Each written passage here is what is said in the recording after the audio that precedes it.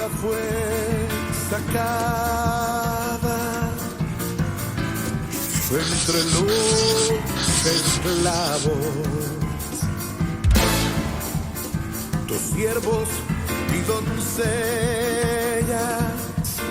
la prepararon.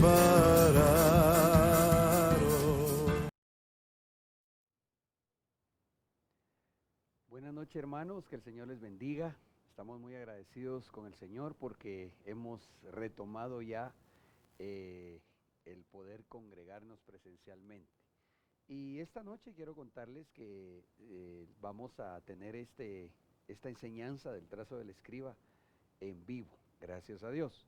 Conforme Dios nos lo permita, trataremos también posteriormente de tener algunos discípulos que espero que primero Dios puedan acompañarnos también, para que también se vuelva un tanto más dinámico y así mismo pues ir presentando algunas preguntas. Hoy, aunque no va a estar en cámara, quiero contarles que tengo la bendición que también me acompaña acá mi esposa.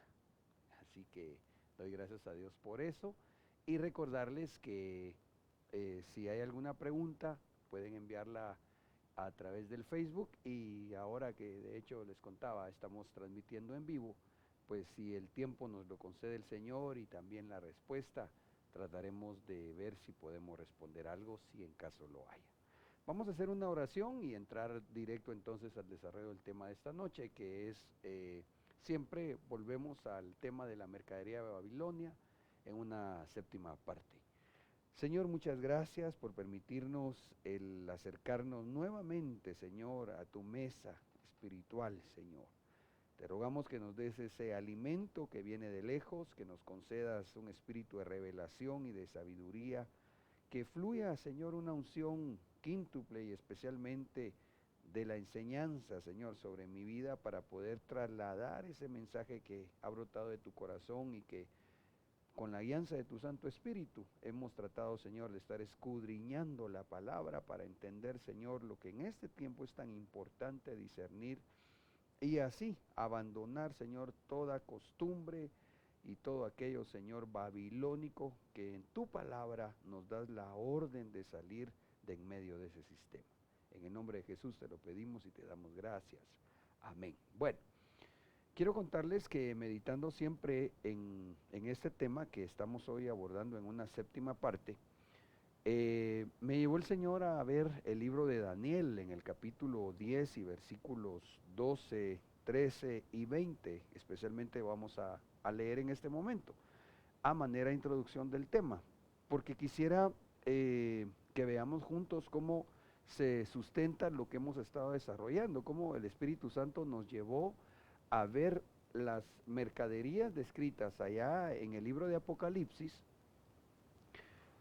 como el oro, la plata, las piedras preciosas, creo que aparecen también caballos, no me recuerdo en este momento, rubíes, diamantes, etcétera. Contamos 29, recordarán, pero eso al verlo, escudriñándolo, guiados por el Espíritu Santo, nos llevó a encontrar los países o regiones donde especialmente se comercializa o se explotan dichas mercaderías. Y cuando nos fuimos a investigar lo que se mueve espiritualmente en esas regiones, nos hemos estado sorprendiendo de cómo había un mensaje, hay un mensaje encriptado en esa descripción de las mercaderías de Babilonia.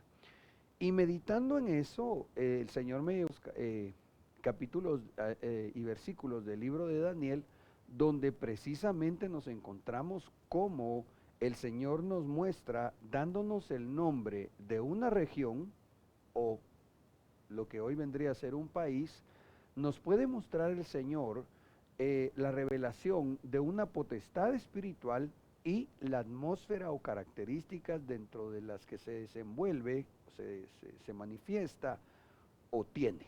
Voy a leer los textos conducentes para poder ampliar esto que quisiera en esta oportunidad. Dice el libro de Daniel 10:12. Entonces me dijo, no temas, Daniel, porque desde el primer día en que te propusiste en tu corazón entender y humillarte delante de tu Dios, fueron oídas tus palabras y a causa de tus palabras he venido. En ese momento, el que está hablándole a Daniel es Gabriel, el ángel que le llamamos mensajero, ¿verdad? Pero en el verso 13 le dice, pero el príncipe del reino de Persia, entonces aquí lo que les decía, aparece descrito una potestad espiritual de las tinieblas como el príncipe del reino de Persia. Aquí ya se está hablando de un lugar geográfico a nivel tierra, pero que nos va a describir, y que en este momento no vamos a profundizar en esto, pero que sí, si vamos y escudriñamos, nos dejaría ver, si el Espíritu Santo nos lo concede, características tanto de la potestad a la cual se refiere la Biblia, como características de la atmósfera espiritual en la cual ésta se manifiesta. Voy a seguir leyendo.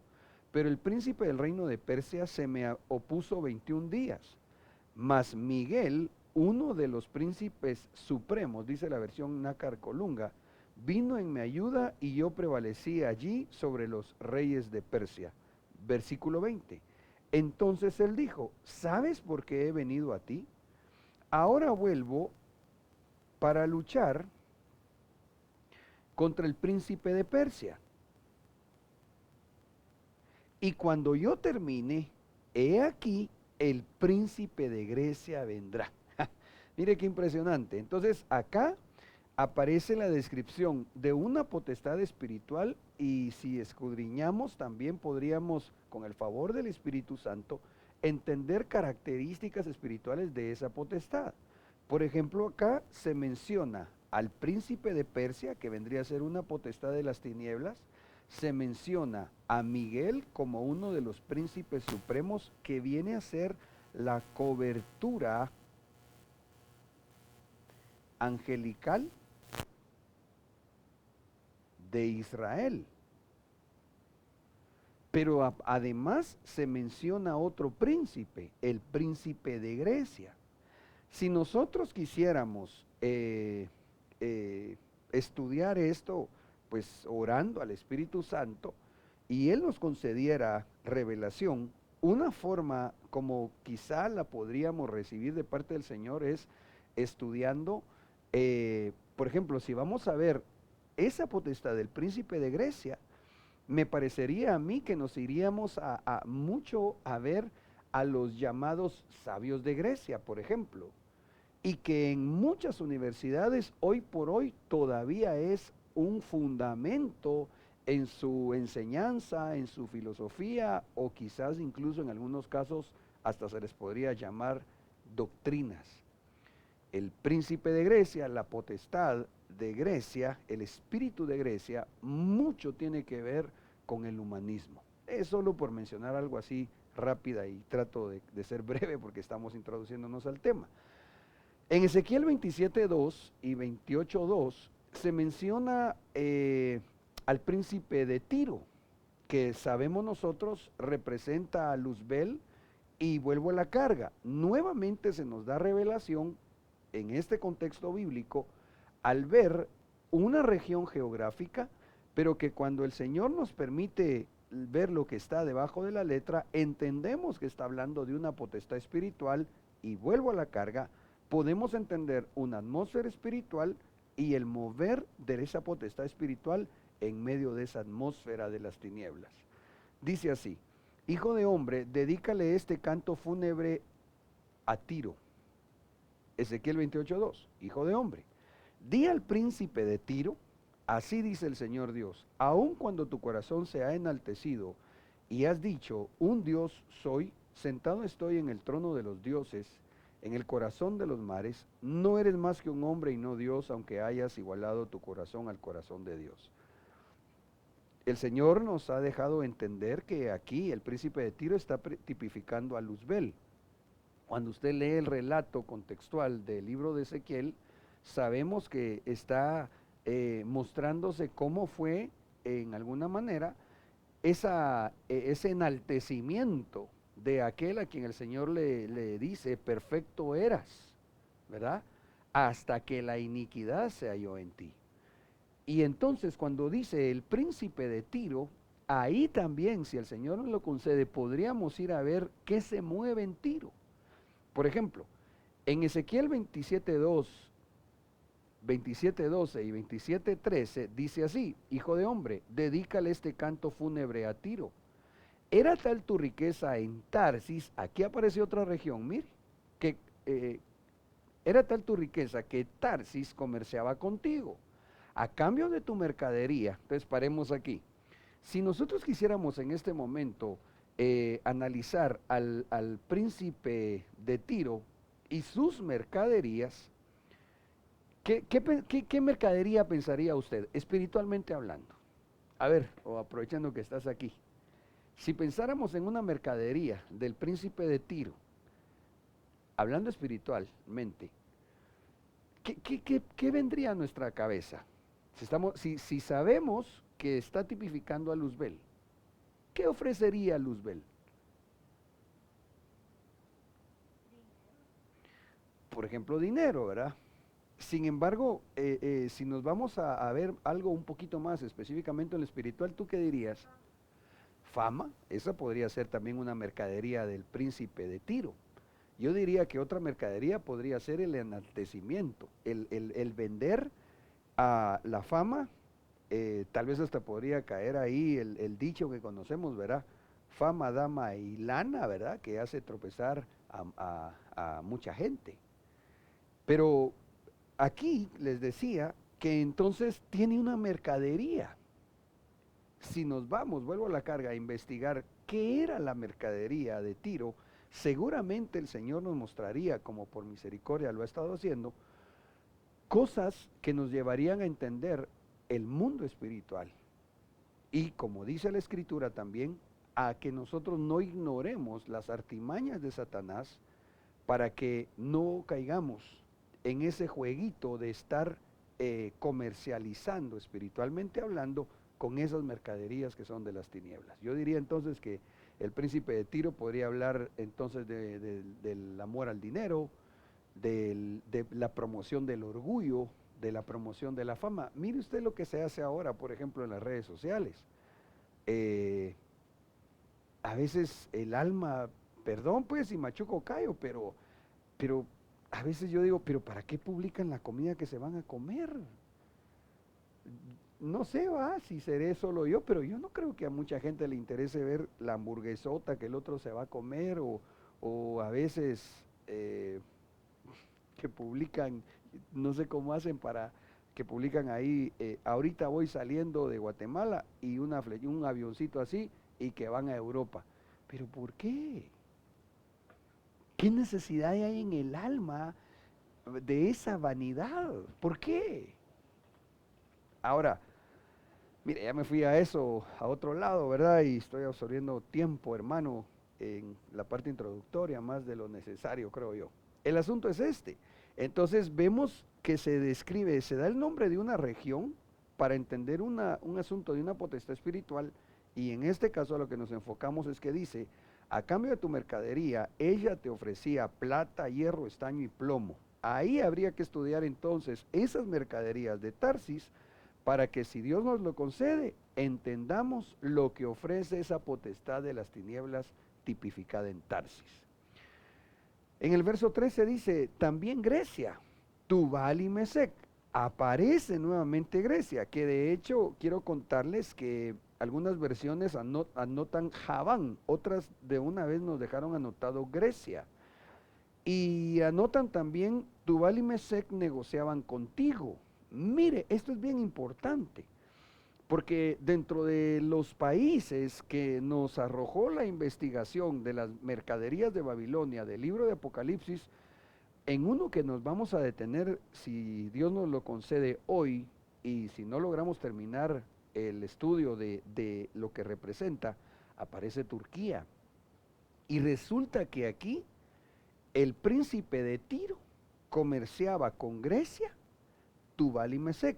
Interesantemente, Tubal y Mesec hoy es Turquía. Y Turquía, en la línea de tiempo final, tiene un papel importantísimo, que si Dios nos lo concede, le decía, hoy vamos a ver si estudiamos un poquitito acerca de Turquía, y especialmente porque veo cómo por misericordia y gracia de Dios, nuestra cobertura general apostólica ha estado recibiendo de parte de Dios revelación sobre ese país, y nosotros bajo esa sombra apostólica, pues también, ¿verdad? Lo que cae sobre la cabeza desciende, y vamos así, nuestro apóstol ministrando eso de unas 2 semanas creo para acá, y nosotros a través de este tema, ahora entramos a ver, si Dios lo concede, un poquitito de Turquía. Había dejado ahí una anotación, volviendo un poco a ver lo de Tarsis, y me llamó la atención que los estudiosos ubican a Tarsis, y especialmente la característica en donde muchas veces se menciona de Tarsis, son sus naves, el comercio marítimo que tenía Tarsis en la antigüedad. Interesante que si bien no se ha definido puntualmente en dónde estaba Tarsis, algunos dicen que estaba en Arabia, otros dicen que en la India, otros hablan de la península ibérica, es decir, como por España. Lo que sí veo yo es que entonces, si su comercio era muy fuerte por su flota marítima, seguramente al escudriñarlo podríamos encontrarnos también con más revelación de cómo se mueven situaciones en el mar, y explicación de varias cosas. Pero bueno, yo necesito entonces entrar a hablar puntualmente de la siguiente mercadería de Babilonia, y como le contaba en esta séptima parte. Espero que esta parte introductoria nos ayude a ver en la palabra cómo se sustenta, hermanos, eso que el Señor nos ha estado dando en cuanto a ver la mercadería. A nosotros así nos llevó, ¿verdad? A ver la mercadería, a ver el país donde más se produce o se comercia, y entonces encontrarnos con el mover espiritual. Eso es lo que más definitivamente nos interesa, para saber entonces qué es lo que ofrece Babilonia. Amén. Textos base de donde iniciamos a edificar en este tema. Apocalipsis 18, 4 y 11. Y oí otra voz procedente del cielo que decía: salid de ella, pueblo mío, para que no seáis partícipes de tus pecados, ni recibáis parte de sus plagas. Verso 11, los mercaderes de la tierra lloran y hacen lamentación por ella, porque ninguno compra más sus mercaderías. Recordarán que hace quizá unas 3 o 4 semanas, dentro de las mercaderías, el Señor nos llevó a estudiar, si no estoy mal creo, lo que comercializa especialmente Islandia. Y recordarán que hablamos de que de ahí se origina en gran manera Halloween, después en ese sincretismo religioso absorbido o hecho por la Iglesia Católica, y como queriendo maquillarlo con la celebración del Día de los Santos y el Día de los Muertos. Y interesante que el Señor nos llevó a estudiar eso, y sin nosotros premeditarlo, hablar previamente de las fiestas paganas que precisamente en estos días el mundo está celebrando. A mí me impresionó que el día sábado recién pasado, unos siervos de allá de Benecer Zona 5 mencionaban cómo en Estados Unidos, el país llamado de las estadísticas, ¿verdad? Decían los hermanos que se encontraron que para estos días del 31 de octubre es cuando más niños desaparecen, y también más gatos negros. ¿Por qué? Porque cada vez es más evidente que esa fecha es una fecha cabalística, una fecha donde las tinieblas abre portales para poder hacer lo que la Biblia dice que hace el enemigo: robar, matar y destruir. Ok, pero volviendo entonces al tema, no sé si hasta ahorita tú tienes alguna pregunta, ¿no? Bueno. Entonces nos dimos a la tarea, ¿verdad?, de considerar o entender qué es Babilonia, o la llamada también como la Gran Ramera. Y hemos estado platicando que bien puede representar una entidad espiritual, un sistema de comercio a nivel mundial con orígenes o fines ilícitos. Una corriente filosófica o de pensamiento oscuro influyente tanto en gentiles como lamentablemente en parte del pueblo de Dios. Mire usted hoy la babilonización de incluso parte de la iglesia de Cristo. Es triste ver cómo muchos están cayendo en el juego de la comercialización de Babilonia. Y también podríamos considerar lo que geográficamente representa, digamos, esa ubicación de lo que fue el imperio babilónico. En ese orden de ideas, recordarán que hicimos nuestra investigación. Planteamos un resumen que ahorita ya no lo voy a leer nuevamente, pero que vimos cómo estaban las 29 mercaderías y que interesantemente nos fueron saliendo países que incluso algunos de estos, la mayoría de nosotros ni siquiera habíamos oído el nombre, pero cuando nos fuimos a ver lo que ahí se mueve, me mencionaba incluso hermana Génesis hoy, me decía, fíjese pastor, que en Madagascar fue, que me mencionaste, ese país aparece acá, pero aparece como el resultado de la investigación de una de las mercaderías. Mire que, ya me adelanté, las piedras preciosas, uno de los países que más las comercializa es Madagascar, de África. Imagínate que me voy a adelantar un poquitito, lo vamos a ver más adelante, pero imagínate que me decía hermana Génesis en un documento serio, en un ¿cómo se llama? Un documental, resulta que ahí las personas, los albinos, ¿verdad? Los mutilan, porque venden, por ejemplo, una mano de una persona albina en Madagascar, puede llegar a valer 300,000 euros. Lo usan como para hacer hechizos, creo yo, y porque les da buena suerte. Imagínate, o sea, cosas que nosotros ni por asomo nos imaginábamos. Y solo por mencionarle un ejemplo y de repente dejarlo ahí con esa inquietud de ver, hermano, cómo es impresionante ese extremo de la iniquidad. Porque no está bueno que una persona ande con su pata de conejo, va de la buena suerte. Pero yo creo que está peor que ande con la pierna de un ser humano porque le da buena suerte. Imagínate. Entonces, así el Señor nos ha ido llevando por este precioso camino, ¿verdad?, del estudio bíblico. Y entonces nos ha llevado el Señor a estar platicando de los países en todo el mundo, ¿verdad?, de América, Asia, yo creo que estudiamos ya Europa, Oceanía, y ahorita estamos entretenidos en Asia. De Asia, recordará que hemos conversado ya sobre un poco de Rusia, de Myanmar, de la India, de Uzbekistán, de Líbano, y hoy vamos a hablar de Pakistán.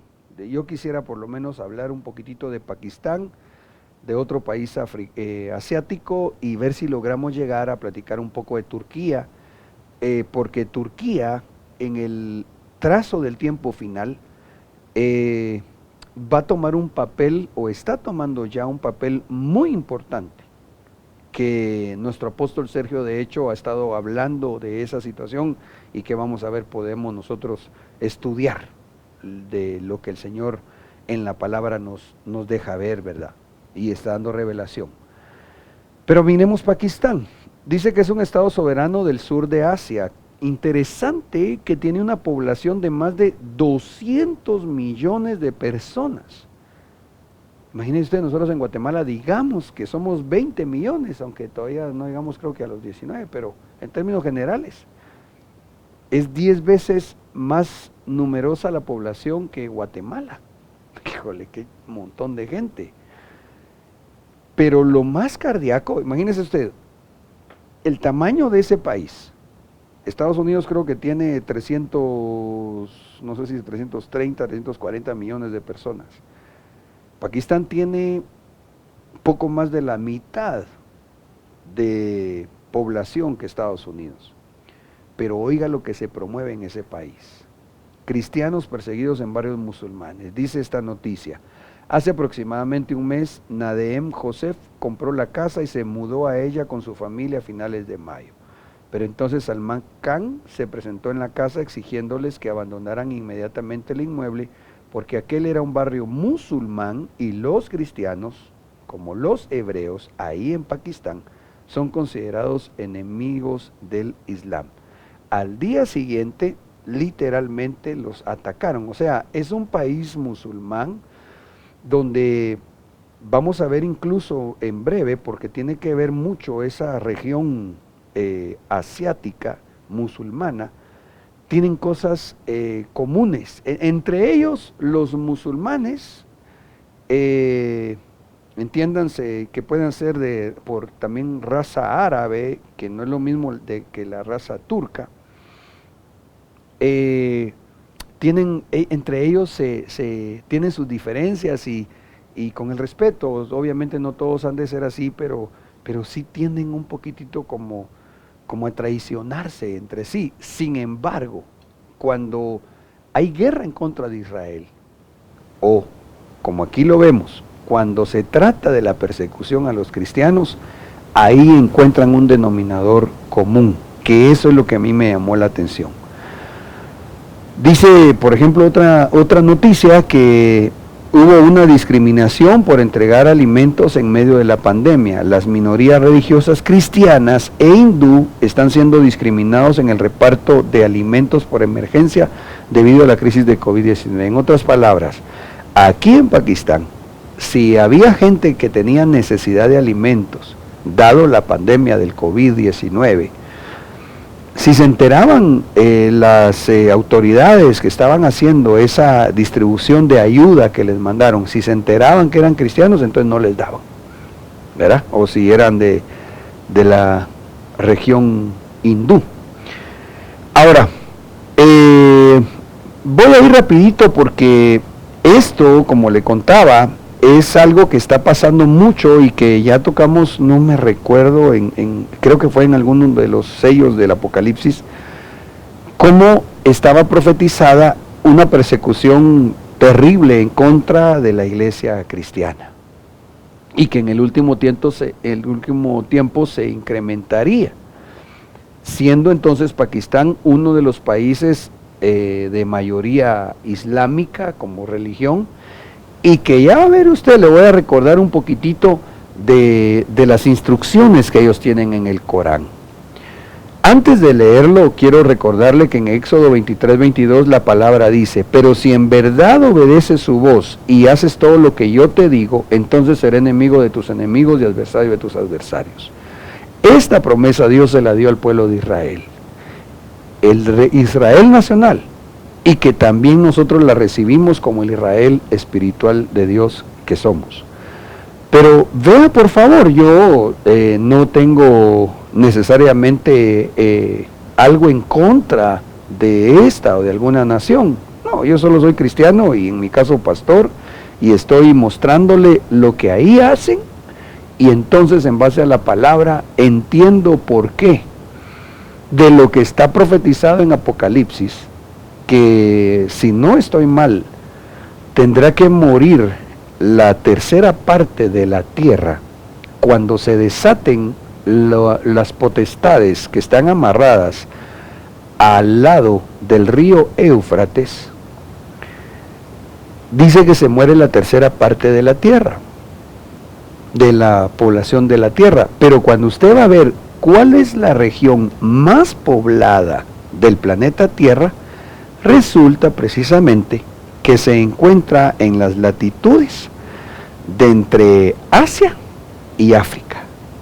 Mire qué interesante, solo en este país 200 millones de personas lo habitan y es el quinto país más poblado del mundo. Entonces, cuando nosotros miramos lo que ellos hacen, que persiguen literalmente en algunos de estos países a muerte a los cristianos, y vemos lo que está profetizado en el libro de Apocalipsis, más adelante creo que lo vamos a leer, donde dice que tiene que morir mucha gente cristiana decapitados, entonces entendemos que muy probablemente el juicio que está anunciado en el libro de Apocalipsis, creo a la altura del sonar de la sexta trompeta, entonces uno dice, bueno, eso va a pasar en esas latitudes del globo terráqueo. Déjenme recordarle algo que analizamos hace algún tiempo, y perdonen, pero yo solamente voy a leer lo que el Corán literalmente enseña, para que también la gente no se confunda, hermano, y pues nosotros no vamos a caer en el error de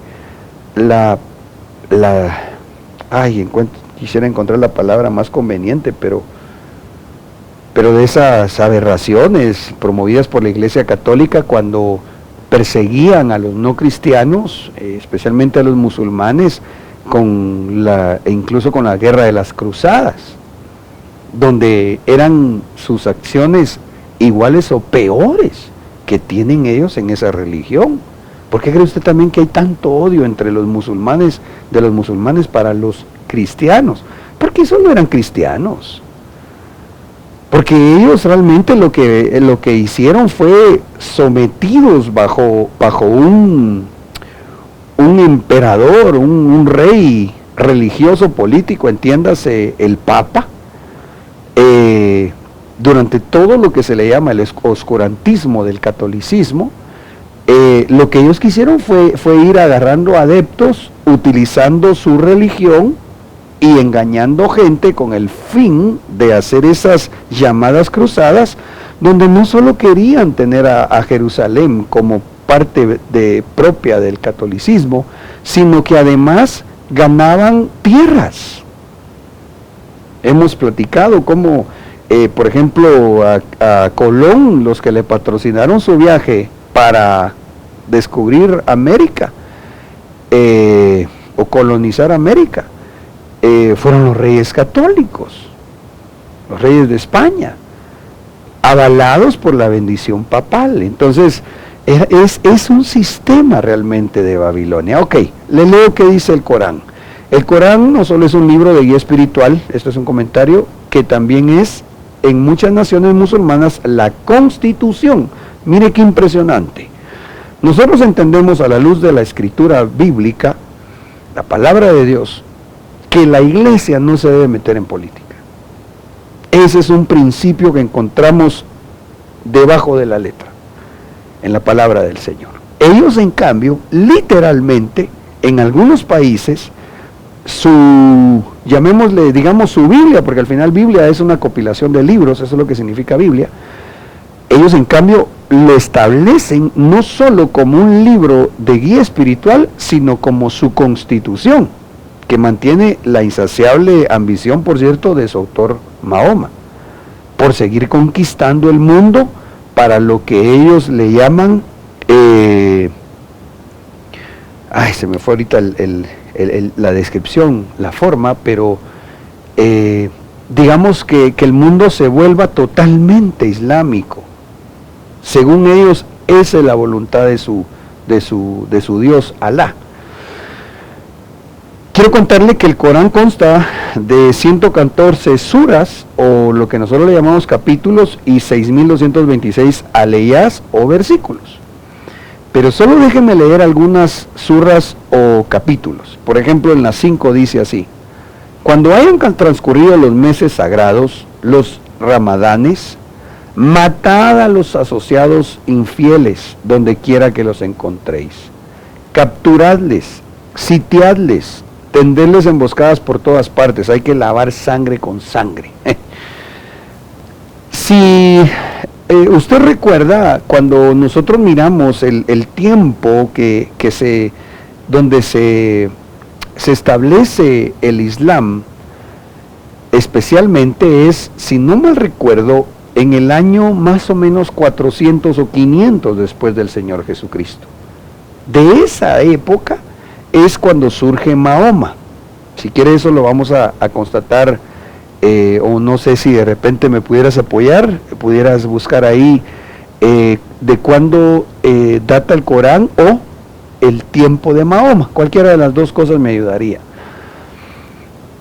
Sin embargo, entendemos a la luz de la palabra que el Islam como sustancia espiritual no empieza necesariamente en Mahoma. Mahoma fue el que le dio como el boom, como la revolución de esa religión. Porque cuando vemos allá el libro de Jueces, que es muchos años antes del Señor Jesucristo, nos encontramos que llegaban ya personajes con los símbolos del Islam, del Dios de la luna. Cuando tengan el dato, ¿sí? Nació el 26 de abril del 570. Gracias. El dato que me dan es que Mahoma nació el 27 de abril del año... 6 de abril del año 570 y murió el 8 de junio del 632. Ok. Vea cuándo es que surge Mahoma. 570. Después del Señor Jesucristo. Y ese es en ese momento donde se establece el sustento de ese libro, que para ellos, vuelvo a la carga, es un libro de guianza espiritual para ellos y que lo toman como una constitución. Y cuando es una constitución, es decir, ahí están sus leyes que rigen la conducta de sus sociedades. Y mire lo que dice, la Sura 8:39, matadlos. Que cuando usted va a ver el equivalente desde la etimología árabe, lo que significa al español es córtenle la cabeza. O sea, a los infieles decapítenlos. Y los infieles somos nosotros los cristianos. O todo aquel que no se haga al Islam. Entonces dice, bueno, por eso es que usted mira dentro de ese movimiento del Islam, usted mira lo que se da en muchas religiones, los que son ay, Padre Santo, ayúdame, los que no se involucran mucho, los que son así medio tranquilones, los que más o menos, y los extremistas. Entonces así pasa en el Islam. Hay dentro de ellos algunos que llevan al extremo su creencia religiosa, que yo creo que definitivamente pues ninguno que esté ahí, ni en ninguna otra religión, está bien, porque el único que nos da salvación es nuestro amado Señor Jesucristo. Ahora, ¿qué dice la Biblia? Apocalipsis 20:4, también vi tronos y se sentaron sobre ellos, y se les concedió autoridad para juzgar, y vi las almas de los que habían sido decapitados por causa del testimonio de Jesús y de la palabra de Dios. Entonces, cuando nosotros vemos el libro Apocalipsis, en el relato del capítulo 20, verso 4, nos encontramos hermanos nuestros que vendrían a ser decapitados en el tiempo final. Pero, ¿cuál es la religión que especialmente así ejecuta a los infieles, entre comillas infieles? Los musulmanes, los que practican el Islam. Aquí no le voy a decir base bíblica, sino base coránica. La Sura 2, 191, 193, 812, 72, 14 dice: matadles donde deis con ellos y expulsadles de donde os hayan expulsado. Combatid contra ellos hasta que dejen de induciros a apostatar y se rinda culto a Alá. La contienda solo puede parar cuando se conviertan al Islam. O se hacen al Islam y aceptan a Alá como su Dios y Mahoma su profeta, o los matan. Eso está escrito en su libro de guianza espiritual, pero vuelvo a la carga. En muchos de estos países es su constitución política. Dice el verso 12, infundiré terror en los corazones de quienes no crean, cortadles el cuello, pegadles en todos los dedos. Entonces ahí vemos cómo lo que la Biblia profetizó para el final del tiempo, lo hacen esos países donde su religión mayoritariamente es el Islam. Ay, Dios mío, qué delicado que nuestros países de Occidente estén asimilando con tanta ligereza ese tipo de doctrina. Hoy usted mira, incluso cuando estudiamos de esto, hace más o menos unos 3 o 4 años, recuerdo yo, coincidentemente cuando estábamos estudiando nos encontramos que en algunos parques, como el de la Antigua, andaban regalando volantes para invitar a la gente a que estudiara el Corán y se convirtiera al Islam. Yo creo que esto tenemos que decirlo. ¿Verdad? Bueno, fíjese que algo que es bien interesante es que el Corán avala la traición toda vez prevalezca la idea de que el Islam gobierne. O sea, es o sí que prevalezca el Islam. No importa si para eso van a hacer cosas deshonrosas, ¿verdad? Y por eso, perdón, pero usted lo mira en la historia. Incluso aquí entre nos, yo estoy viendo ahorita una serie que me llamó la atención. Es como una novela, pero me parece que no es tan novelesca solamente, sino que por lo que se mira en la trama, describe cómo fue el tiempo de cuando las cruzadas y la pugna, ahí en esa novela, turca por cierto, se llama, creo, Resurrección, creo que se llama. Yo he estado viendo algunos capítulos de eso y me llamó la atención, le decía, porque describen cómo ahí en ese rodaje, digamos, turco, describen tribus de ellos llamados los turcomanos, y cómo entre ellos se traicionaban, incluso porque se estaba dando el movimiento de los templarios o cruzados que iban comprando voluntades para conquistar territorios. Entonces, ¿por qué? Porque en eso creen. Bueno, ok. Ay, Dios mío, tengo que avanzar. Miremos otro país, Omán, también localizado al occidente de Asia, en la costa oriental de la península arábiga. Limita con los Emiratos Árabes Unidos al noroeste, con Arabia Saudita al oeste y con Yemen al suroeste. Hay que ponerle mucha atención a estos países árabes, porque eso también es parte de la profecía bíblica, que Israel vendría a ser un pacto de paz, de una falsa paz con ellos, y que cuando se esté dando, cuando estén diciendo paz y seguridad, llegará destrucción repentina. De eso vamos a hablar posteriormente, creo yo, vamos a ver a la fecha cuántos países que por cientos de años no habían hecho un pacto de paz con Israel, y hoy por hoy vemos cómo se han ido sumando los países con quienes a mí me parece, y creo que sí voy a lograr avanzar a ver un tanto de Turquía juntos, quizá también están representándose en los pies de la estatua del sueño de Nabucodonosor. Pero no me voy a adelantar, solo quiero ver un tantito lo de Omán. Todas las escuelas públicas incluyen una instrucción islámica, ahí que sean laicos, ¿verdad? Todas las escuelas públicas incluyen una instrucción islámica. Solo el concepto de cambiar de fe es un anatema, es decir, para ellos lo ven como que alguien que diga, no, yo no quiero el Islam, entonces se le convierte en algo, en como una maldición, digámosle, ¿verdad? Recuérdense que anatema no es necesariamente una maldición. Sin embargo, hemos explicado que algo que es anatema es aquello, bíblicamente hablando, por supuesto, que trae una bendición de Dios, pero que cuando no se hace como Dios manda, entonces puede acarrear una maldición.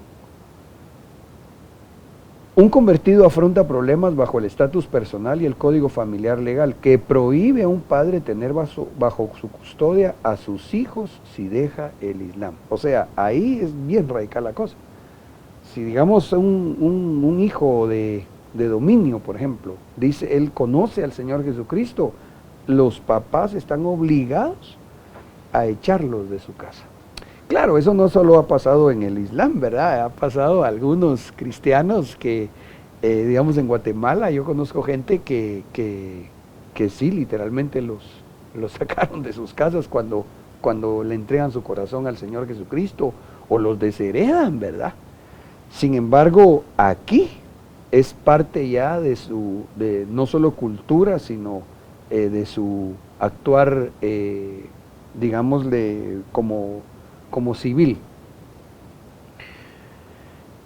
Aquí hay otra noticia que es especialmente la que voy a leer, la cristianofobia, dice esta publicación del 2019. En el ámbito de la persecución a los cristianos en Omán se cataloga como persecución alta, donde la religión principal es el Islam. Vuelvo a la carga. En uno de los temas de los sellos del Apocalipsis o de los signos del Apocalipsis, platicamos, recordará usted el estudio que han hecho nuestros hermanos de Puertas Abiertas. Y nos encontramos que ellos han determinado qué países tienen más o menos persecución a los cristianos. Y uno de los que más lo tiene precisamente es Omán. No tengo acá el dato de cuánto es su población, pero me imagino que también es un poquito fuerte.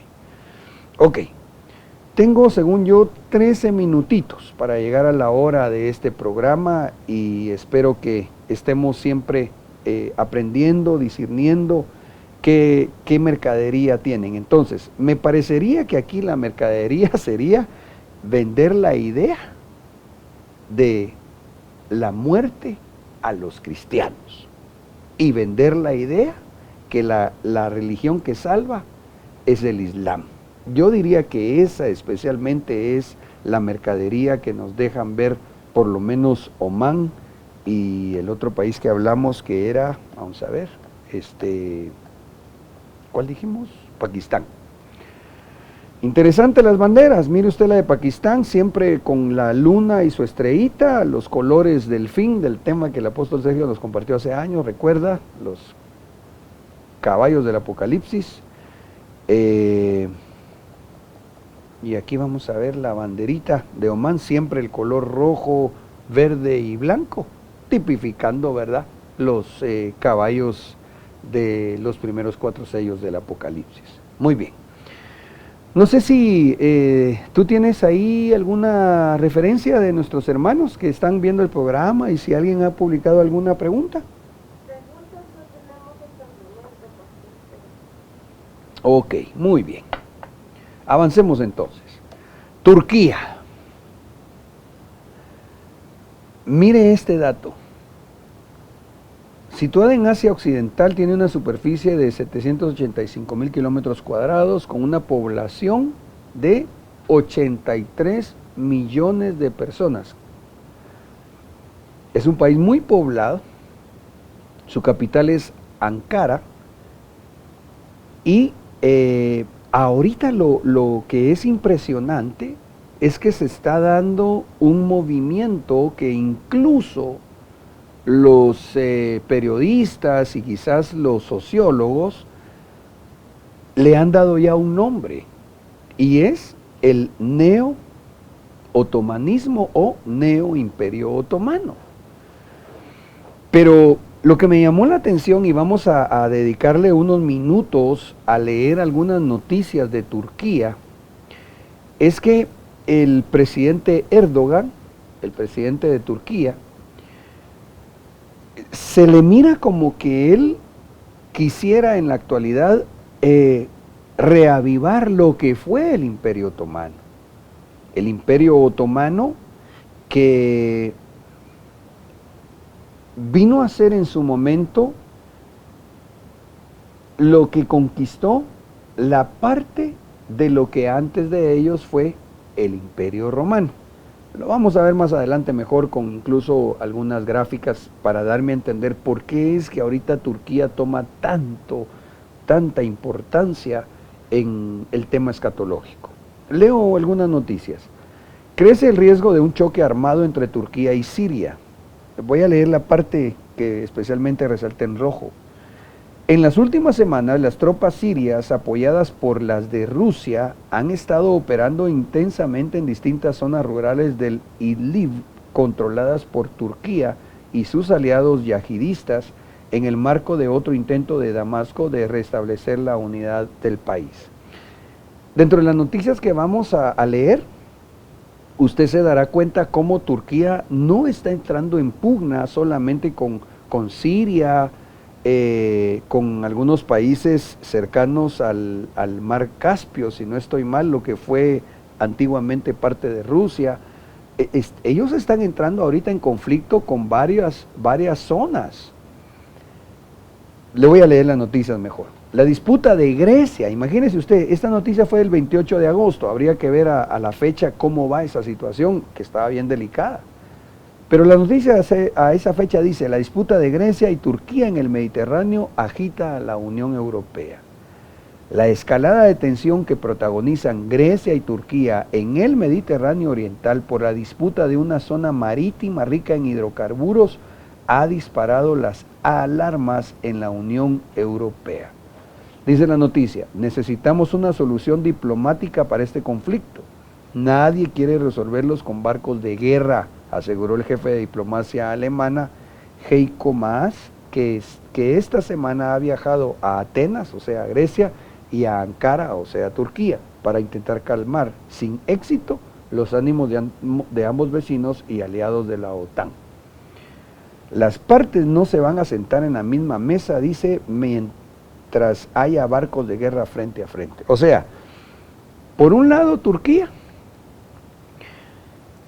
queriendo conquistar área de Siria, un país muy cercano, territorialmente hablando, a Turquía, que fue parte del Imperio Otomano.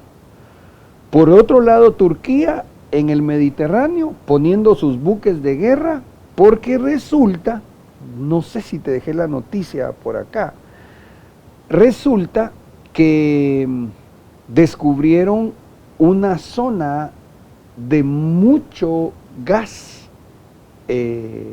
natural. Y hermano, entonces ahorita súmele usted a la pelea que tienen de toda esa área, llamémosle o recordemos del llamado Medio Oriente, donde hay una riqueza terrible de petróleo. Ahora súmele usted que están encontrando gas, no sé si es gas metano, no recuerdo bien, pero el asunto es de que eso, olvídese, el que bueno, y es seguro lo están explotando. Agarre esos territorios, va a representar millones de riqueza para quien lo posea. Déjeme ver entonces aquí, bueno, le pusimos ahí la bandera nuevamente, recordando, recuérdese usted que los turcomanos, ahí fue como el epicentro del movimiento musulmán que por siglos se extendió, si no mal recuerdo, 7 u 8 siglos, después de lo que fue el Imperio Romano de Oriente. De hecho, fueron el Imperio Otomano, repito,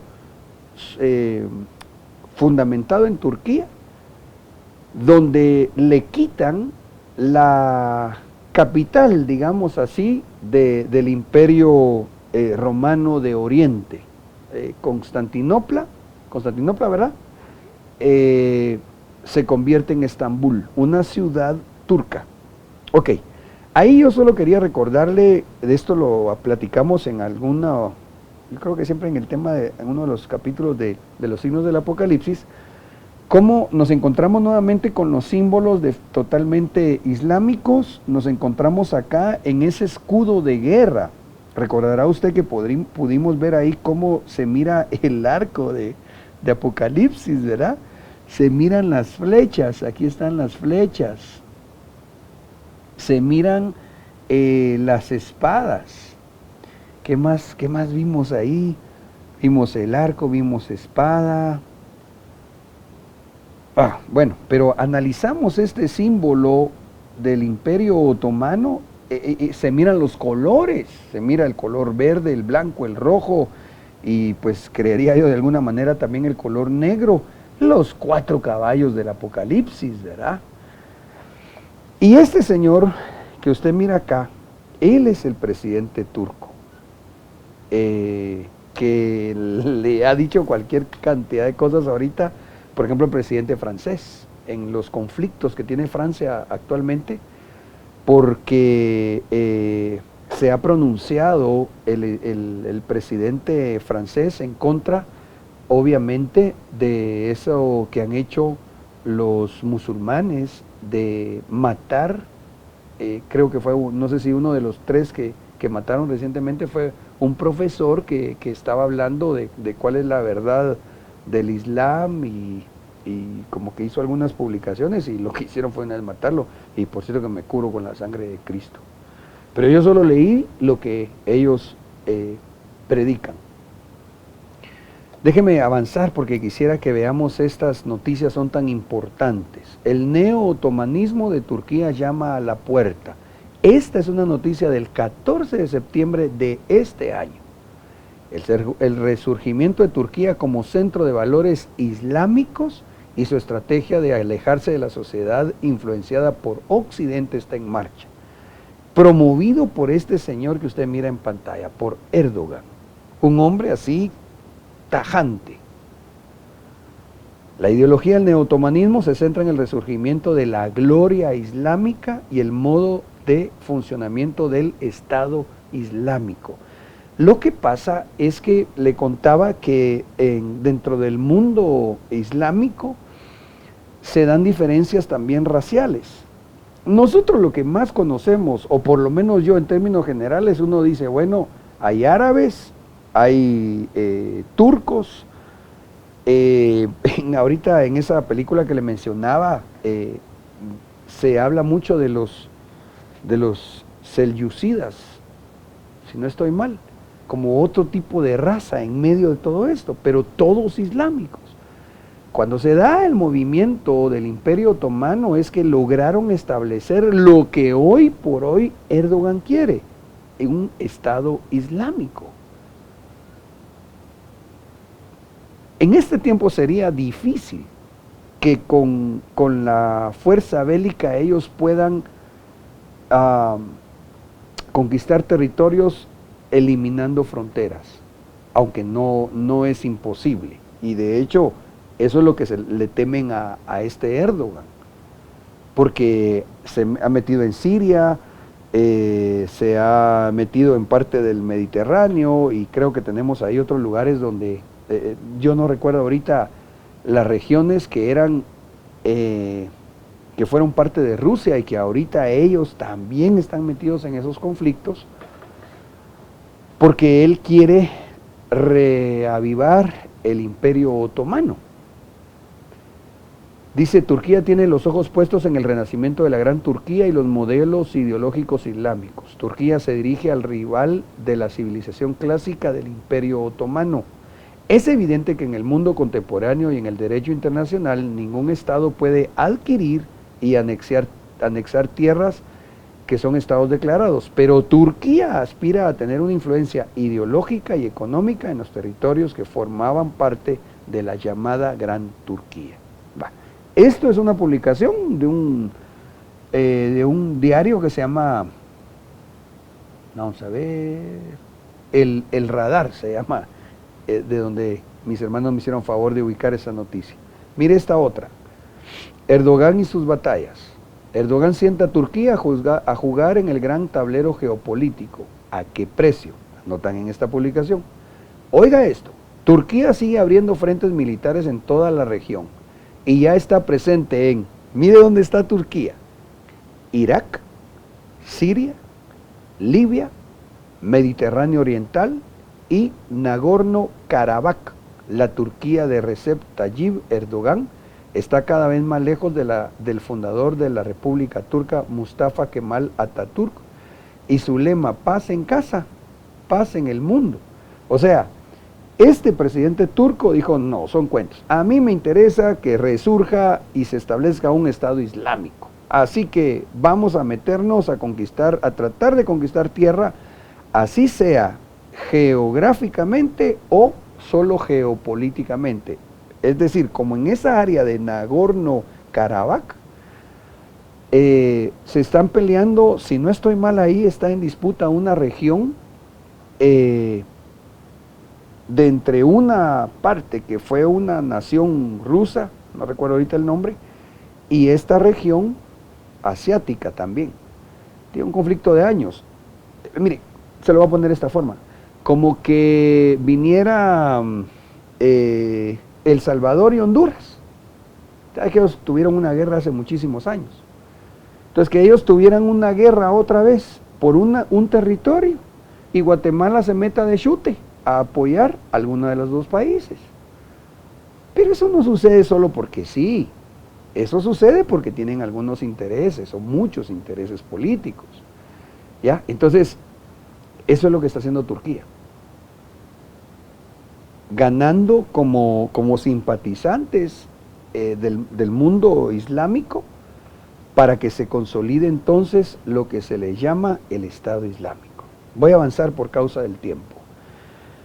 El presidente Erdogan, la prioridad de Turquía es la integridad territorial de Siria. Según esta noticia, se reunieron virtualmente Erdogan, Vladimir Putin y el presidente iraní Hassan Rouhani. Y entonces se platicaron ellos porque supuestamente, dice la noticia, Erdogan dijo: continuaremos haciendo nuestro mejor esfuerzo para que nuestro vecino Siria pueda alcanzar la paz, la seguridad y la estabilidad lo antes posible. Bajo ese pretexto es que muchos países entran a ver si conquistan tierra, ¿verdad? Es lo que dice Naciones Unidas con los cascos azules, o a veces Estados Unidos, ¿verdad? Que es curioso porque a veces intervienen esas potencias supuestamente a ver que haya democracia, que no se den cosas incorrectas, pero se meten donde hay un interés económico. En los países donde no hay mucho que les interese o nada, ahí que se mueran y se maten entre los que tienen conflictos. Entonces, así está trabajando ahorita este señor. Erdogan amenaza con emprender una nueva operación militar en Siria. Esa es noticia del 3 de octubre del 2020. El presidente de Turquía, Erdogan, ha amenazado este sábado con lanzar una nueva operación militar en Siria si las milicias kurdas no se retiran del norte del país árabe. Por eso le decía, es como que hubiera un conflicto entre salvadoreños y hondureños y Guatemala se esté metiendo diciendo no, que se vayan los hondureños, por ejemplo, o que se vayan los salvadoreños. Pero ¿qué pito toca si son países diferentes? Son repúblicas libres, soberanas e independientes. Bueno, entonces, ahora yo voy a avanzar, el tiempo se me está agotando, pero quisiera llegar a un punto muy importante que vamos a analizar posteriormente más despacio. Ahora, ¿por qué es que cobra tanta importancia Turquía en el final del tiempo? Mire esto, por favor.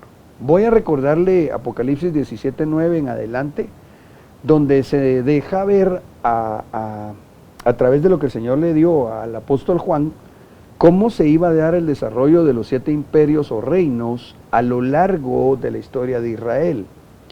Aquí está la mente que tiene sabiduría. Las 7 cabezas son 7 montes sobre los que se sienta la mujer. ¿Qué mujer, hermanos? ¿Qué mujer?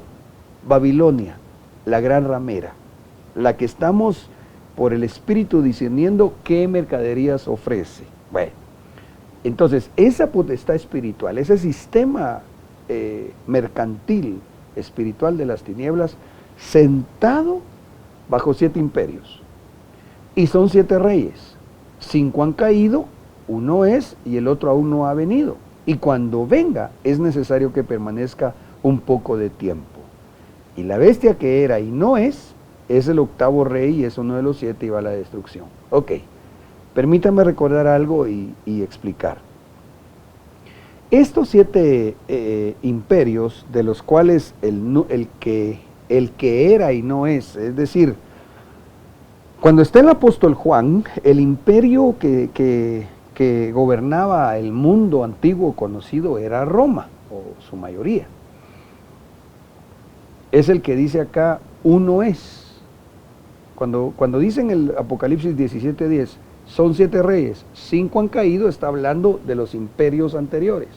Uno es el sexto, en el tiempo de Juan, uno es. Y el otro aún no ha venido. Y va a llegar un imperio, que su duración iba a ser de corto tiempo. Y la bestia que era y no es el octavo rey, es decir, que era, ya no es, volverá a ser el imperio romano.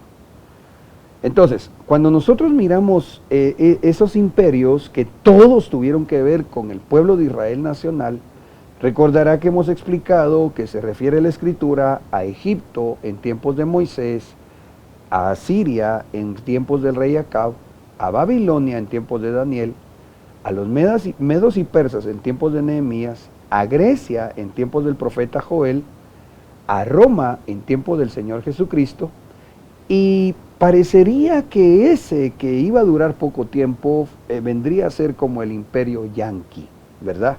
Una potencia que se constituye, diría yo, más o menos 1930 a la fecha. Imagínese usted ahorita a días de las elecciones de Estados Unidos y lo que al final ellos decidan va a afectar muchísimo el mundo entero. Ahora, el asunto es este. Ahí está la estatua del sueño de Nabucodonosor que le mostraron a Daniel. Lo que hemos explicado, y ahí usted lo mira muy gráfico, ¿verdad? Pero recuérdese que la profecía dice, Apocalipsis 17:11, y la bestia que era y no es el octavo rey, y es uno de los 7 y va a la destrucción. Esa bestia que era y no es Roma. Roma tipificándose en las piernas de la estatua.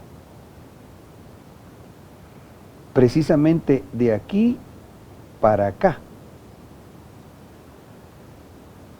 Y que el imperio romano, lo platicamos ya en alguno de los temas anteriores, se dividió en 2. Por eso es que son 2 piernas. En el imperio romano de Occidente y el imperio romano de Oriente. Pero aquí es donde yo necesito, por favor, mi amado, que usted ponga mucha atención.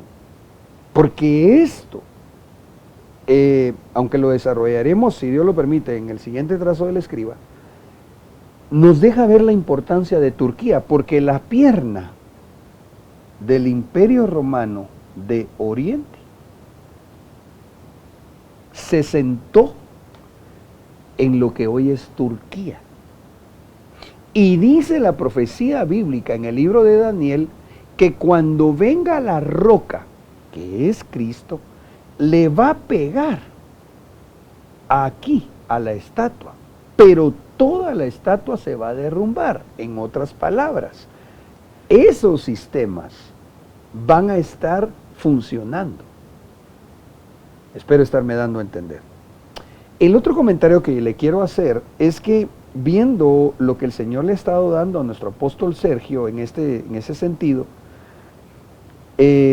meditaba, y creo que en algún tema también lo mencioné hace unas semanas, es que probablemente la figura del barro mezclado con hierro sea, según la palabra, que el barro tipifica a Israel, y el hierro me parecería que en gran manera tipifica a los árabes o diagonal a los musulmanes, quizás mejor, porque hay musulmanes turcos y los turcos no son árabes, ¿verdad? Entonces, como que representaría a esos países que incluso cuando nosotros vimos la debacle del Imperio Otomano, recordará usted que lo mencionamos porque cuando se termina el Imperio Otomano, principios de del año 1900, y surgen los países árabes, recuerda usted que contamos que surgieron 10 países. Claro, del 1900 a la fecha han ido surgiendo otros países, pero los que iniciaron fueron 10. Entonces parecería como a mí, eso póngalo a mi cuenta, es solo una pensada personal. Me parecería entonces que cuando vemos el barro, Israel firmando la paz con países de corte islámico, como que está tipificando entonces esa mezcla que quieren hacer, pero que no se puede unir, porque así dice la Biblia, que solo es una falsa paz, que lo dice Tesalonicenses, y que les va a llegar destrucción repentina. Ok, yo ya casi voy terminando, téngame paciencia, regálame 4 minutitos, voy a tratar de salir en hora 15, si no estoy mal, al aire. Entonces tengo uno más todavía. Entonces vea pues, quisiera apoyarme un tanto acá en la pantalla del televisor y también ahí en la compu. Mire pues, entonces esto fue el imperio romano, y todo esto desde la península ibérica, España, Portugal, pasando por Alemania, Francia, Italia, etcétera, viniéndose acá. Esta parte de aquí es la llamada península de Anatolia, que es donde está actualmente Turquía. Estoy hablando ahorita del Imperio Romano. Todo esto fue el Imperio Romano, pero después el Imperio Romano, después del tiempo, la profecía bíblica se cumplió. Hablábamos que las piernas de la estatua es porque el Imperio Romano se iba a dividir en dos. Se iba a dividir en el Imperio Romano de Occidente y el Imperio Romano de Oriente, donde cada imperio iba a establecer su capital. En Roma, el Imperio de Occidente, y Constantinopla, que hoy por hoy, al darse la conquista del Imperio Otomano, se convierte en Estambul. Ahora, la estatua, como ya explicamos, va a estar de pie en el tiempo final. Y esto es lo que nuestro apóstol Sergio ha estado enseñando, y el Señor ha estado dando más luz y mostrándonos, porque da la impresión que entonces la estatua del sueño de Nabucodonosor, recuérdese usted los países que ya hablamos, Babilonia, Medo-Persa, Grecia, Roma, tiene que estar puesta. Recuérdese que leímos en Apocalipsis que la bestia que era y no es, vendría a ser el número 8, el Imperio Romano, el resurgimiento del Imperio Romano. Pero ¿cómo fue el Imperio Romano?